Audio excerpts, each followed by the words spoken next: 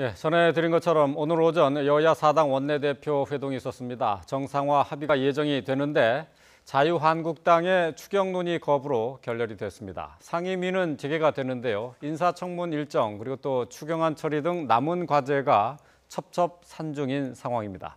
자, 자세한 정치권 얘기 배종호 세한대 교수 또 이상휘 세명대 교수와 함께 나눠보겠습니다. 안녕하십니까? 안녕하십니까? 안녕하십니까?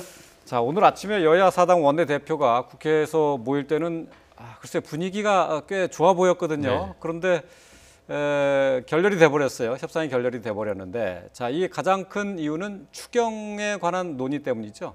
네, 말씀하신 대로 이제 거의 합의문에 타결될 것으로 예. 이렇게 전망이 됐습니다만은 최종적으로는 두 가지입니다. 말씀하신 대로 이제 추경안 예. 문제를 합의문에 넣느냐라는 부분하고 조국 민정수석 국회 운영의 출석 관련해서 이제 예. 두 가지 문제가 됐는데 예. 그동안에 이제 결국 이제 강경화 외교부 장관 후보자를 문재인 대통령께서 임명 강행하면서 이제 예. 국회 상임위가 파행됐지 않습니까? 예. 그래서 다시 재개가 돼서 거의 합의에 이르렀는데 이 부분과 관련해서 지금 한국당 입장에서는 국가재정법 요건에 해당이 되지 않는다. 예. 그리고 곧 물러날 장관들을 대상으로 어떻게 할 수가 있겠느냐. 예. 그리고 공공부문 일자리보다는 민간부문 일자리를 먼저 만들어야 된다. 이런 이제 세 가지 주장을 해서 결국 오늘 합의문 도출에 무산이 됐는데 이와 관련해서 이제 우원식 민주당 대표는 그러면은 추경은 계속 논의한다라는 문구만은 좀 넣어야 되지 않느냐. 예. 상당히 설득력이 있는 부분이죠. 그렇지만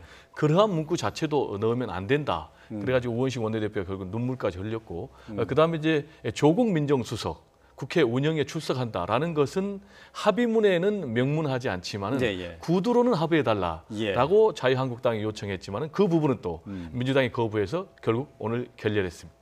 결렬됐습니다. 예, 이제 두 가지를 두 가지가 이제 원인이 됐어요. 이제 추경안 그리고 이제 조국 수석의 운영이 출석 문제. 그렇죠. 이 부분은 글쎄요, 이제 구두로 합의, 이제 합의문에 넣지 않고라도 이제 구두 합의를 하자는데 이제 여당에서 반발을 하는 거죠. 그렇죠. 7월 달에 예정된 국회에서 이 문제를 상의하자 이게 아니겠습니까? 운영을 소집을 해서 조국 수석이라든가 조현은 인사수석이라든가 불러서 이 문제에 대해서 이제 인사 문제를 이야기하겠다 이런 부분인데. 여당 입장에서는 뭐 첫 번째로 전례가 없다 이런 이유로 사실 민정수석에 대한 출석 여부 자체를 반대하고 있는 입장이고 여당 즉 자유당의 입장, 자유한국당 입장에서는 이 문제에 있어서는 양보할 수 없다라는 것이 이제 팽팽하게 대립되고 있습니다. 이 문제는 결국 여당의 입장도 이해되고 야당의 입장도 이해되는 부분이거든요. 조국 수석과 조영 수석을 운영에 출석을 시켜야만이 지금 최근에 일고 있는 인사에 대한 문제, 그런 갈등에 대한 문제, 이런 문제들을 공론화시킬 수 있는 것이 야당의 입장 아니겠습니까? 그러나 여당 입장에서는 이 부분이 만약에 조국 수석이 출석을 하거나 조현우 수석이 출석을 해서 이 문제가 공론화가 된다 그러면은 정부 여당에 있어서는 그만큼 이제 부담이 될 수밖에 없는 입장이죠. 그러나 여기에 대해서는 이제 조국 수석과 조현욱 수석만의 문제가 되지 않습니다. 만약에 운영이 출석해서 혹여 다른 어떤 문제로 불똥이 튄다 그러면은 인사권자인 대통령께도 불똥이 튈 수 있다. 그렇게 되면은 추경을 비롯한 여러 가지 국정 현안에 대해서 동력을 잃어버릴 수 있는 부분이 굉장히 크기 때문에 이 문제만큼은 여당에서 온몸으로 막을 수밖에 없는 그런 현실 아닌가 이렇게 보는 겁니다. 자, 말씀하신 이제 두 가지의 이제 합의 결렬 내용이 이제 먼저 이제 추경안 부분부터 좀 살펴보도록 하겠습니다. 자, 이 추경안과 관련한 논의를 야당에서 거부한 데 대해서 우원식 더불어민주당의 원내대표가 울먹이면서 심경을 토로를 했는데요. 또 이에 대해서 정우택 원내대표도 반박을 했습니다. 함께 보시겠습니다. 국회가 심사는 못 들어가도 국회가 논의도 못 한다는 게 말이 됩니까? 국민들의 요구가 얼마나 높은데? 저는 이거는 자유한국당의 정권 교체를 인정하지 않는 겁니다. 이건 대선 불복입니다. 대선이 끝났으면 최소한의 협조는 해야지. 최소한의 협조도 안 하고 제가 정말 한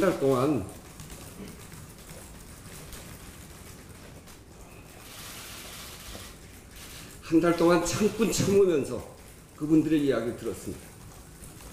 어떻게든지 정부가 좀 국민들한테 안정적으로 갈 수 있도록 하기 위해서 그렇게 해왔는데 자유한국당이 너무하지 않습니까? 대선 불복이라고. 뭔 불복? 대선 불복이라고. 대선? 네, 그 눈물을 훔치셨대요. 처음 듣는 소리라 제가 거기에 대해서 멘트하지 않겠습니다. 그게 어떻게 대선 불복인지 잘못된 표현이라고 생각합니다.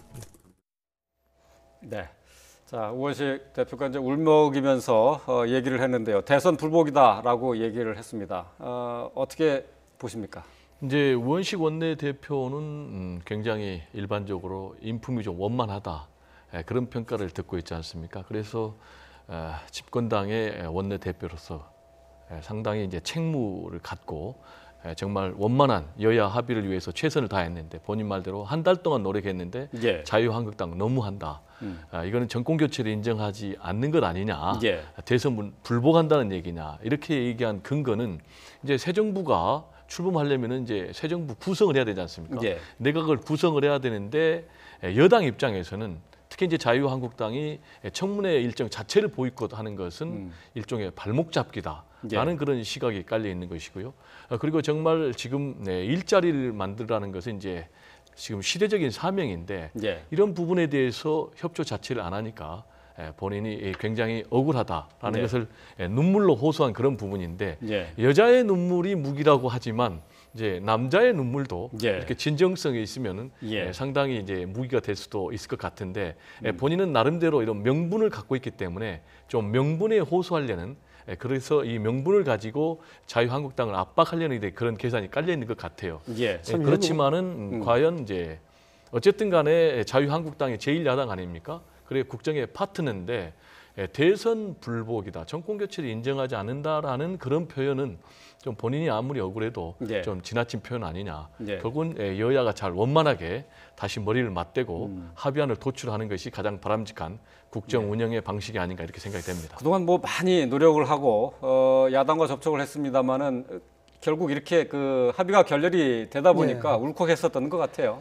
아무래도 참 격세지감한 말을 안 할 수가 없는데요. 결국 이렇습니다. 뭐 이런 문제들이 오늘만으로서 끝날 수 있는 그런 문제들은 아니죠. 왜냐 그러면 지금 정치 구조가 달라졌습니다. 양당제가 아니고 지금 거의 사실상 다당제의 분위기로 가고 있거든요. 이러한 현실 자체가 다당제가 얼마나 힘든지 부분을 여실하게 보여주는 것이라 봅니다. 뭐냐면 사소한 어떤 이견에도 바로 국회에 멈춰설 수 있다는 부분. 이렇기 때문에 다당제 체제 하에서 정부 여당이 가져야 될 정치력은 그만큼 크다는 겁니다. 결국 산도 높고 골이 깊다는 겁니다. 이 문제를 이제 우원식 원내대표는 지금 뼈저리게 느끼고 있다고 봅니다. 첫 번째로 정부 여당, 즉 청와대와 정부 여당은 수레바퀴와 같은 존재거든요. 한쪽 바퀴가 잘못되게 되면 이 수레가 못 가는 원리와 똑같습니다. 그래서 첫 단추인 추경 예산안 처리에서 정부 여당이 청와대를 소위 말해서 디펜스하는 모습을 못 보여줄 경우에 굉장히 국정에 혼란이 야기될 수밖에 없는 그런 책임론이 있거든요. 여기에 대해서 아마 심적으로 상당한 과정감을 느꼈을 것이다 라는 생각이 들고, 그렇기 때문에 좀 울컥하지 않았느냐 이런 생각이 드는데, 그런 측면에서 이제 대선 불복이라는 얘기를 들고 나왔습니다. 이런 부분들은 다분히 의도한 바가 저는 있다고 봅니다. 뭐냐 그러면 지금 이런 상황에서 실질적으로 대선 불복이라는 것은 선거에 있어서 형식이나 제도적 측면, 내용적 측면에서 뭔가 부당하다고 이야기됐을 때 그것을 정치화시키는 그런 단어를 이제 대선 불복이라고 이야기할 수 있는데, 이건 폭발력이 강한 거거든요. 결국 이것은 뭐냐, 야당이 반대하는 부분들은 결국 선거에 실질적으로 졌기 때문에 여기에서 상당한 목리를 부리고 있는 것이다. 결국 쉽게 이야기하자면 발목 잡기에 불과하는 것이다. 이런 부분들을 좀 강하게 효과를 내기 위해서 대선 불복이라는 말을 차용해서 쓴 것이 아니냐 이렇게 생각이 듭니다. 지금 현재 이제 문재인 정부에 대한 국정 지지도가 높다는 것도 감안을 한 발언이 아닌가 싶기는 한데요. 근데 이제 야3당이 이 추경안 처리와 관련해서 논의 자체를 이제 거부하고 있는데, 이 야3당 그 내에도 온도 차이는 있습니다. 네, 야3당 내에서도 말씀하신 대로 상당한 온도 차가 있고요. 결국 이제 국민의당 같은 경우에 보면은 계속해서 확실한 자신들의 이제 존재감, 캐스팅 보트를 통해서 지금 현재 여소야대 정국을 끌고 온다고 해도 과언이 아니겠습니다. 첫 번째로 이낙연 국무총리 후보자 같은 경우도 결국은 국민당이 캐스팅 보트를 행사해서 통과시켰고, 그리고 김현미 장관 후보자 같은 경우도 이제 결국은 국민당 입장에서 움직여서 통과시켰는데, 지금 관련해서 추경안 관련해서도 지금 자유한국당은 논의 자체를 거부한다라고 얘기하겠지만은 지금 국민의당 입장에서는 추경안 논의 내지는 심사까지는 우리는 참여할 수 있다. 예. 다만 이제 국민의당 입장에서 강력하게 좀 주장한 것이 지금 계속 추경안과 관련해서 여야간에 쟁점이 되고 있는 것이 과연 이게 국가재정법상의 요건에 해당이 되느냐 안 되느냐라는 그런 부분 아니겠습니까? 과연 이제 천재지변이냐 아니면 대량 실업이냐 경기 침체냐 이런 부분 가지고 논란이 많으니까 차제에 이런 논란을 근본적으로 해소하기 위해서 국가재정법을 좀 확실하게 다듬자라는 이제 그런 주장을 하는데요. 제가 볼 때는 지금 아시겠지만은 최근에 장기 백수 6개월 이상 동안의 장기 백수가 13년 만에 또 최고치를 기록을 했습니다. 예. 그리고 청년 실업이 정말 국가적인 큰 문제이기 때문에 이 추경을 통과해야 된다라는 그런 부분에 대해서는 굉장히 여론적인 명분을 정부 여당에서 쥐고 있기 때문에 결국 국민의당도 제가 볼 때 여러 가지 삿바싸움은 있겠지만 궁극적으로는 협조할 것으로 보이고요.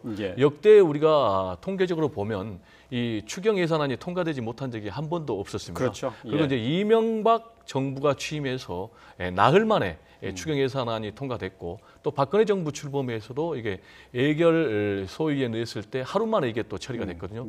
그런 점에서 볼 때 결국 앞으로 청문 과정 그리고 또 조국 민정수석 출석 문제 등등과 맞물려서 이 추경 예산 문제가 계속 전국에 걸림돌이 되겠지만은 궁극적으로는 잘 처리되지 않을까 이렇게 생각이 됩니다. 뭐 일자리 문제가 시급한 문제라는 것은 뭐 국민 모두가 공감하는 바이기 때문에 쉽게 처리가 될 줄 알았습니다만은 어쨌든 뭐 지금 6월 임시국회는 다음 주 화요일까지입니다. 그렇죠. 이 기간 내에 처리하기는 사실상 힘들 것 같고요. 7월로 넘어가는 건가요?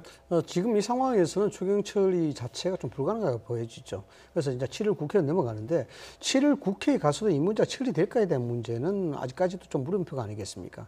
결국 이 문제는 정부 여당이 가지고 있는 지지도가 그때까지도 어느 정도 유지를 하고 있느냐에 대한 문제. 그리고 그 정부 정책에 대해서 여론의 향배가 어떻게 돌아가고 있느냐에 대한 문제. 그다음 세 번째로서는 국민의당의 스탠스가 어떻게 되느냐에 대한 문제. 이런 것들이 등등 이제 주요 포인트로 이제 주지역이 될 수가 있습니다. 그 중에서 그래도 가장 기대될 수 있는 부분들은 국민의당이 확실하게 정책적 기조에 협조를 하느냐에 대한 문제거든요. 그래서 국민의당 입장으로서는 이 추경안을 가지고는 심의에 협조하겠다 이런 사안이고 지금 정부 여당 청와대에서 추진하는 부분에 대해서는 청문회는 청문회, 정책은 정책. 그래서 개별적 사안으로 하겠다 이런 입장을 가지고 있습니다. 가지고 있기 때문에 호남 민심이 지금 현재 문재인 대통령에 대한 지지도가 소위 뭐 99%까지 이제 육박한다고 이야기하니까 여기에 있어서는 7월 국회에서도 어느 정도 그 호남 민심이 반영될 가능성이 굉장히 높다 이렇게 봐지는 것이고 정책적 시민이만큼 여기에 명분이 있으니까 어느 정도 국민의당이 캐스팅 보드로서 정부 여당에 대해서 협조할 가능성이 굉장히 높아진다. 그러나 자유한국당이 여기에 편성할 것인가에 대한 문제는 부정적이다라고 보는 거죠. 왜냐 그러면은 자유한국당 같은 경우에는 이 부분에 있어서 결국 야당의 존재성 그리고 그 선명성 이런 부분들을 확실하게 가져갈 수밖에 없는 그런 분위기니까 7일 국회가 열린다 하더라도 이 문제만큼은 연결을 시킨다 이거죠. 조국 수석하고 계속해서 조현욱 인사수석의 출석 문제까지 연결을 시켜서 그래서 어느 정도 합의점이 절충이 되고 명분이 확보가 된다면은 협조를 하겠지만 그렇지 않다 그러면 계속 여기에 대해서 비협조적으로 나올 수밖에 없겠죠. 뭐 현재로서는 추경안 처리가 쉽지 않아 보이는데요. 지금 관련한 그 야 3당의 입장 오늘 협의를 마치지 못했는데요. 3당의 입장이 조금씩 엇갈리고 있습니다. 인터뷰 내용을 잠시 들어보겠습니다. 추경은 법적 요건이 되지 않는다. 지금 곧 있으면 내일 모레 그만둘 장관을 두고 그 장관한테 추경 심의할 때 질의를 하는 것이 무슨 의미가 있겠느냐. 새 장관이 다 보임을 받은 후에 그래야 추경 심의가 들어가는 건데 일반적으로 봐서는 사실은 말이 안 되는 거죠. 내용에 대해서는 이견을 말씀을 드려왔습니다만 심사를 하는 문제에 대해서는 그래도 가급적 심사는 조속히 개시하는 것이 바람직하다. 다른 당의 입장도 있기 때문에 최대한 나머지 당들이 함께 참여할 수 있도록 노력을 하되 추경이 그 연례적으로 되고 있는데 그 추경을 피할 수 없다면 법 요건이라도 완화해서라도 이런 시비가 없도록 하자. 그걸 정리하고 가자고 요구를 하고 있습니다. 저희들이. 자, 어제 있었던 추경안과 관련한 야 3당의 입장을 차례로 들어봤습니다. 근데 이 추경안 외에 지금 상임위원회는 계속 가동이 됐습니다. 바로 어제부터 시작이 되는데요. 이 상임위가 가동이 되면서 어제 야3당이 김현미 국토부 장관 후보자에 대한 청문 보고서를 채택을 했습니다. 자, 캐스팅 보트를 잡고 있는 국민의당의 협조가 컸는데요. 김동철 원내대표의 얘기를 먼저 들어보고 얘기를 이어가겠습니다. 국정 운영이 조기에 안정되지 않는 것도 그 피해는 결국 국민들에게 돌아가는 것이기 때문에 청문회를 즉시 정상화하기로 했다. 이런 말씀을 드리겠습니다. 네, 어제 국민의당의 협조로 김현미 국토부 장관 후보자가 청문 보고서가 채택이 됐고 네. 어제 바로 임명이 됐습니다. 국민의당이 글쎄 이제 지금 뭐 더불어민주당과 인사청문회에서는 어느 정도 좀 협조가 되고 있는 것 같아요. 국민의당 입장에서는 상당히 현 문재인 정부에 대해서 협조할 수밖에 없는 이유가 네. 가장 이제 대표적인 게 결국은 국민의당이 호남을 지지 기반으로 하는 호남 정당 아니겠습니까? 네. 그래서 호남에서는 지금 문재인 대통령의 여론조사 결과 지지율이 99%라는 그런 상황에서 호남 민심 또 호남 여론을 의식하지 않을 수가 없고요. 그리고 또 이제 국민의당 입장에서는 자유한국당과 좀 다르지 않습니까? 네. 자유한국당은 현 문재인 정부와 대립각을 세움으로 인해서 자신들의 존재 가치를 확실하게 부각시키겠지만 또 국민의당 입장에서는 반대할 것은 확실하게 반대하면서 그리고 또 협조할 것은 확실하게 협조함으로 인해서 네. 국민의당의 정체성 그리고 존재 가치를 분명히 하겠다 이런 전략을 갖고 있기 때문에 네. 앞으로도 이제 그런 기조에서 움직일 것 같고요.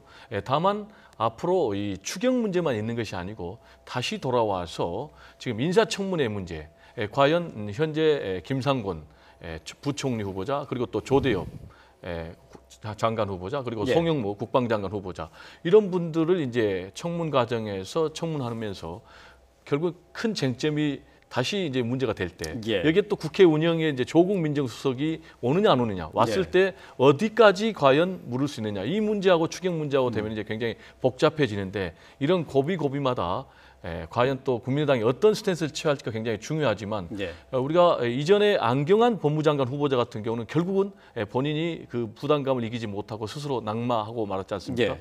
따라서 앞으로 이 세 명의 후보자가 과연 청문 과정에서 또 국민의당이 어떤 스탠스를 어떻게 해서 그분들이 또 과연 통과를 할 것인가 낙마를 할 것인가 이 부분도 굉장히 예. 지켜볼 대목이라고 봅니다. 예. 국민의당 입장은 굉장히 관심사가 뚜렷합니다. 왜냐 네. 그러면은 국민의당의 저런 스탠스가 앞으로 호남 지지도에 어떤 영향을 줄 것인가 이 부분은 앞으로 면밀하게 좀 봐야 될 아주 재밌는 대목이라 볼 수가 있는데 지금 국민의당이 이러한 스탠스와는 확실한 명암이 뚜렷하게 지금 갈리고 있어요. 네. 부정적인 면과 이제 긍정적인 면이죠. 부정적인 면에서는 결국 국민의당의 저런 스탠스는 야당으로서 존재감은 스스로가 실추하는 것이 아니냐 이런 문제입니다. 결국 밀밭에 가면 밀이 되고 보리밭에 가면 보리가 되는 뭐 이런 형태의 스탠스이기 때문에 야당으로서의 존재감 이런 것들은 정치적으로 아주 뭐 손해 볼 수밖에 없는 그런 입장이다. 그러나 반면에 국정 운영에 있어서는 상당한 지분을 실리를 취하고 있는 것이거든요. 결국 황금분할 아니겠습니까? 자유한국당의 107석, 그다음에 그 민주당의 120석, 그리고 바른당의 20석, 그리고 국민의당의 40석. 이 황금분할 구도에서 본인들이 할 수 있는 정치적 지분, 즉 이것이 국정 운영의 키플레이를 확실하게 할 수 있는 그런 지분을 가지고 있기 때문에 이런 부분들은 향후에 예상을 할 수는 뭐 단언을 할 수 없습니다만은 제기될 수 있는 정계 개편이라든가 이런 문제에 있어서 예. 확실하게 지분을 챙길 수 있는 그런 실리를 취할 수 있는 그런 모멘트는 될 수가 있겠다라고 예. 볼 수가 있습니다. 예. 자, 이제 상임위는 이제 어제부터 재개가 됐어요. 그러니까 이제 인사청문회는 지금 이제 날짜를 잡아서 이제 진행이 될 것으로 보이는데 이게 앞으로 순탄치가 않아 보입니다. 자유한국당의 이제 정우택 원내대표 같은 경우 오늘 비상대책위원회에서 발언을 한 내용들이 있는데요. 앞으로 인사청문회 나올 후보자들에 대해서 부적격 3종 세트를 발표를 했습니다. 먼저 그 내용 보시겠습니다. 저는 김상곤, 조대엽 후보자와 함께 송영무 국방장관 후보자를 부적격 신 3종 세트로 규정합니다. 아무리 전직 장성이라 하더라도 퇴직 직후 월 3천만 원 자문료를 받는 것이 과연 정상적 취업인지, 약간의 활동비 정도, 또 얼마를 받았는지도 모르겠다고 해명을 했는데 이건 더욱 국민의 분통을 터뜨리는 것입니다. 대통령의 월급보다도 더 많은 월 3천만 원이 약간의 활동비라니 이걸 국민들이 상식적으로 받아들일 수 있겠습니까? 예, 김상곤 그리고 조대엽 후보자에서 송영무 국방부 장관 후보자에 대한 의혹이 계속 눈덩이처럼 불어나고 있습니다. 어제 오늘 계속 그 의혹이 나오고 있는데요. 지금 나와 있는 것들 좀 한번 짚어보도록 하죠. 네. 먼저 이제 김상곤 사회부총리 후보자, 교육부 장관 후보자 같은 경우는 이제 본인의 논문 표절, 그게 굉장히 시비에 휘말렸고 또 최근에 드러난 것은 본인이 이제 교수 시절에 주한미군 철수를 주장하는 듯한 이제 그런 발언. 정확하게는 주한미군이 없는 경우를 우리가 좀 준비를 해야 된다. 이제 그렇게 얘기했어요. 그래서 그 부분이 지금 문제가 되고 있고요.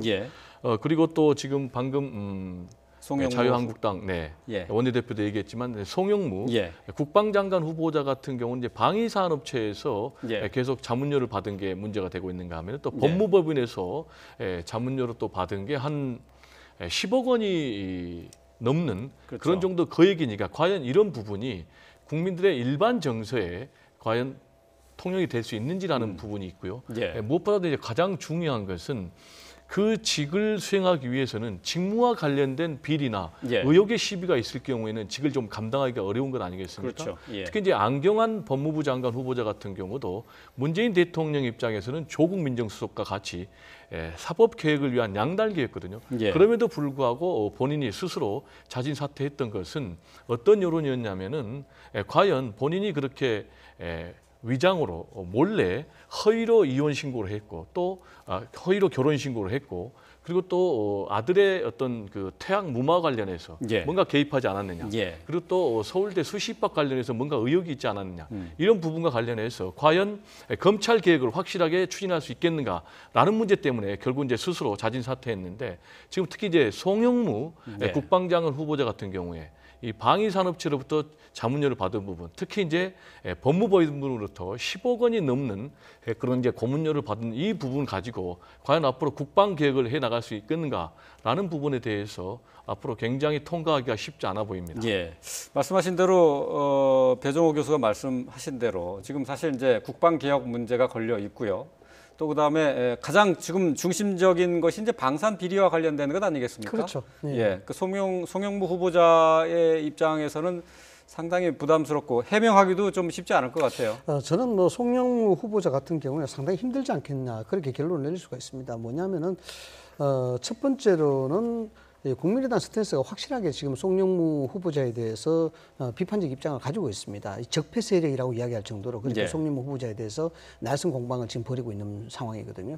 그런 차원에서 본다 그러면은 정부 여당의 입장에서는 국민의당의 캐스팅 보드를 지금 국민의당의 눈치를 안 볼 수가 없다는 점, 그것이 결국 여론으로 확산될 수 있다는 점을 상당히 우려하고 있는 것 같고요. 또 야당에서도 이러한 자유한국당 등 야당에서도 송영무 후보자 등에 대한 공세 자체가 명분 있는 공세란 말이죠. 어느 누가 보더라도 저것은 문제가 있다라고 생각할 수 있는 그런 의혹들이 많이 제기가 되기 때문에 자유한국당이 공세를 하기에는 굉장히 좋은 그런 빌미를 가지고 있다 이렇게 보는 그런 측면입니다.